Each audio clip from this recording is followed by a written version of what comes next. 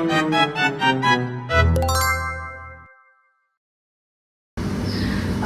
siang teman-teman. Jadi kami dari mahasiswa Poltekkes akan melakukan penyuluhan mengenai transparansi budaya anti korupsi. Nah, sebelumnya perkenalkan, saya Nadwa Zinafisa dan rekan saya Regina Oktaviani. Baik, rekan-rekan bisa langsung memperkenalkan diri ya. Oke, saya mahasiswa Paramadani. Di sini saya di Karang Taruna saya sebagai sekretaris. Saya Elisa, di Karang Tarunanya hanya bertugas sebagai bendahara. Oke, langsung saja ya. Jadi langsung saja ke materi, yaitu mengenai transparansi sebagai budaya anti korupsi. Yang pertama yaitu pengertian bisa next. Pengertian transparansi adalah keterbukaan atau openness dalam memberikan informasi terkait dengan aktivitas pengelolaan sumber daya publik kepada pihak-pihak yang membutuhkan informasi. Nah, kemudian pemerintah berkewajiban memberikan informasi keuangan dan informasi lainnya yang akan digunakan untuk pengambilan keputusan. Prinsip dasar transparansi yakni adanya kebijakan terbuka bagi pengawas. Nah, sedangkan yang dimaksud dengan informasi adalah informasi mengenai setiap aspek kebijakan pemerintah yang dapat dijangkau oleh publik. Oke, lanjut ya. Nah, kemudian selanjutnya yaitu prinsip-prinsip transparansi. Yang pertama yaitu adanya informasi yang mudah dipahami dan diakses, seperti dana, cara pelaksanaan, bentuk bantuan atau program. Jadi dalam organisasi itu sebisa mungkin kita membuat transparansi agar anggota di Karang Taruna itu bisa mengaksesnya semua. Jadi terbuka untuk semua. Kemudian yang kedua yaitu adanya publikasi dan media mengenai proses kegiatan yang detail tentang keuangan. Jadi sebagai bendahara kita harus memberikan rincian keuangan yang keluar dari kegiatan-kegiatan yang ada, dan itu diberitahukan kepada seluruh anggota. Kemudian yang ketiga yaitu adanya laporan berkala mengenai laporan pendaya gunaan sumber daya dalam pengembangan proyek yang dapat diakses oleh umum. Nah, kegiatan-kegiatan yang ada tadi itu dipublikasikan secara umum, jadi semuanya bisa mengakses tadi. Kemudian yang terakhir yaitu pedoman dalam penyebaran informasi. Nah, dalam menyebarkan informasi ini kita juga tidak boleh langsung menyebarkan saja. Ada beberapa hal juga yang harus menjadi privasi, begitu. Selanjutnya yaitu tujuan transparansi. Yang pertama yaitu meningkatkan kepercayaan publik. Nah, jadi dengan adanya transparansi maka publik akan lebih percaya kepada kita dan tidak ada kemungkinan kecil untuk korupsi itu lebih sedikit. Kemudian untuk mendukung akuntabilitas, dengan adanya transparansi setiap tindakan administratif dapat dipertanggungjawabkan, dan proses kerja yang terbuka membuat organisasi mampu menunjukkan bahwa setiap keputusan dan tindakan didasarkan pada data atau alasan yang jelas.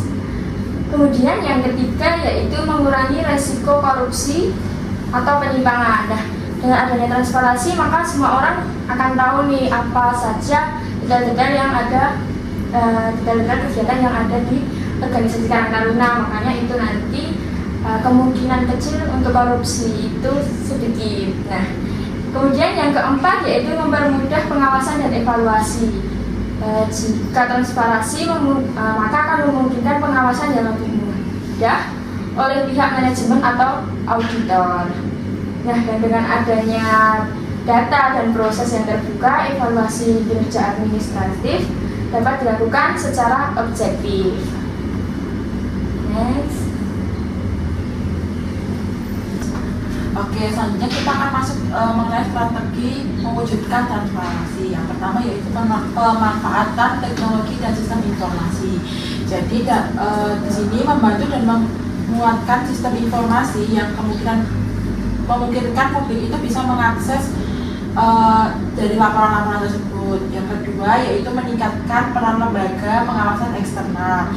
Di sini kita harus mencari partisipasi aktif dari masyarakat dalam mengawasi pengelolaan dana dan kebijakan publik Salah satunya melalui mekanisme seperti laporan harta kekayaan penyelenggaraan negara.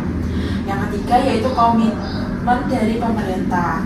Nah, komitmen dari pemerintah ini terutama dari pejabat publik ya, misalnya kayak Pak RT, Pak RW seperti itu, sangat penting untuk meningkatkan partisipasi masyarakat.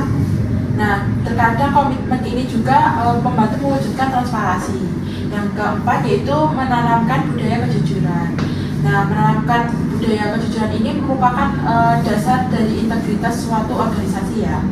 Oke, lanjut. Nah, ada beberapa kendala dalam penerapan transparansi. Yang pertama yaitu budaya birokrasi yang tertutup.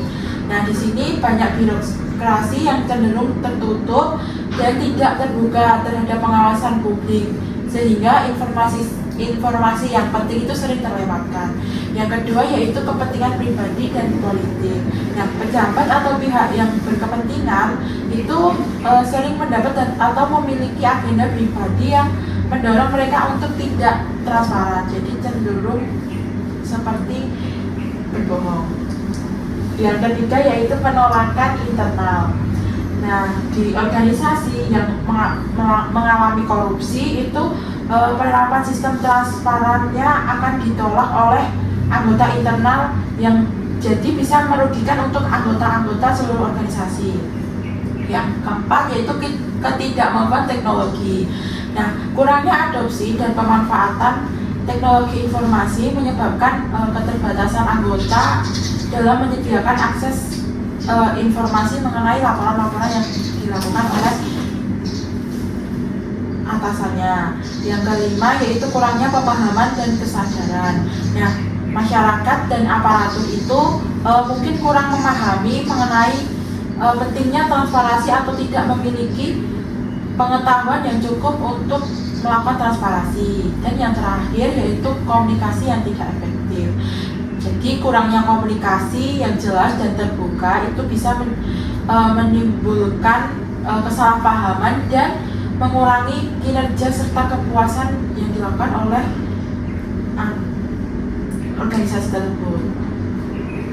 Selanjutnya yaitu contoh-contoh transparansi ya. Yang pertama yaitu laporan keuangan yang terbuka. Jadi misalnya contohnya setiap akhir bulan itu bendahara sebagai bendahara membagikan laporan keuangan selama 1 bulan tersebut dalam sebuah forum ataupun bisa juga di-share lewat WA. Yang kedua yaitu proses pemilihan pengurus yang terbuka. Nah, contohnya seperti pemilihan ketua itu dilakukan secara demokratis, jadi terlihat transparan dan diikuti oleh anggota. Yang ketiga yaitu adanya rapat terbuka untuk semua anggota. Contohnya rapat besar organisasi setelah melakukan program kerja yang besar itu wajib dievaluasi kinerjanya ya. Terus yang keempat yaitu ada dokumentasi dan arsip kegiatan terbuka. Jadi setelah melakukan laporan tadi, setelah melakukan proker, melakukan laporan dan evaluasi, nah laporannya itu nanti diarsipkan atau disimpan dengan baik.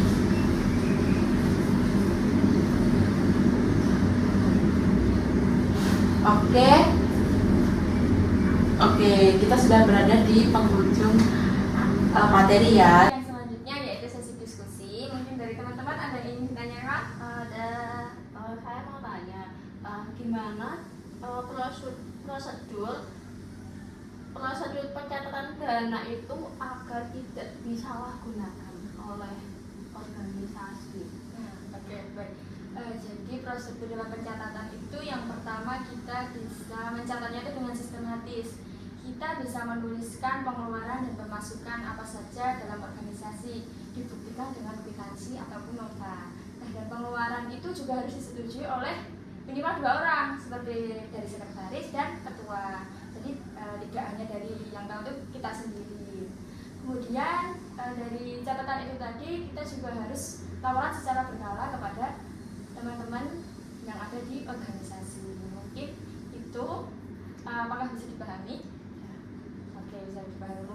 Sebelumnya apakah di Karang Taruna di sini apakah menerapkan sistemnya? Yang tahu hanya sekretaris dan ketua saja. Oh, jadi hanya sekretaris dan ketua. Mungkin nanti setelah penyuluhan ini untuk pencatatan pengeluaran dan pemasukan itu nanti bisa diberitahukan kepada teman-teman Karang Taruna yang lainnya. Tuh. Pertanyaan dari saya yaitu bagaimana memastikan semua dokumen penting dapat didokumentasikan dengan benar. Oke, jadi yang pertama itu bisa membuat sistem penomoran. Nah, jadi memastikan bahwasanya surat yang keluar dari Karang Taruna itu diberikan nomor surat yang khusus, sehingga kita dimudahkan untuk melacak dokumen tersebut. Yang kedua yaitu menggunakan buku catatan khusus. Ya, setelah kita memberikan penomoran, nah kita sebaiknya mencatat dalam buku catatan khusus sehingga kita bisa memantau mana surat yang sudah keluar, mana surat yang masuk, seperti itu. Dan yang ketiga itu setelah kita melakukan pencatatan lalu kita melakukan pengarsipan dengan cara yang benar. Contohnya kita mengarsipkan surat tersebut setelah diberikan penomoran, dicatat, lalu kita menyimpannya dalam rak atau lemari khusus untuk pengarsipan, seperti itu. Apakah bisa dipahami? Bisa. Oke. Apakah dari teman-teman ada yang ingin tanyakan lagi? Sudah cukup. Baik, sudah cukup. Ini ada leaflet, mungkin nanti teman-teman bisa membacanya untuk dipelajari ya ini. Nah, jadi dapat disimpulkan dari pertemuan kita hari ini pentingnya kita untuk transparansi tentang pendokumentasian baik dari segi keuangan maupun administrasi. Kita harus mempublikasikan kepada rekan-rekan Karang Taruna yang lainnya ataupun di dalam suatu organisasi. Jangan sampai kita menyalahgunakan tanggung jawab yang telah diberikan kepada kita. Nah, sebelum kita akhiri penyuluhan hari ini, kita berdua boleh minta tolong untuk mengisi lembar evaluasi tentang materi hari ini. Boleh minta tolong diisi.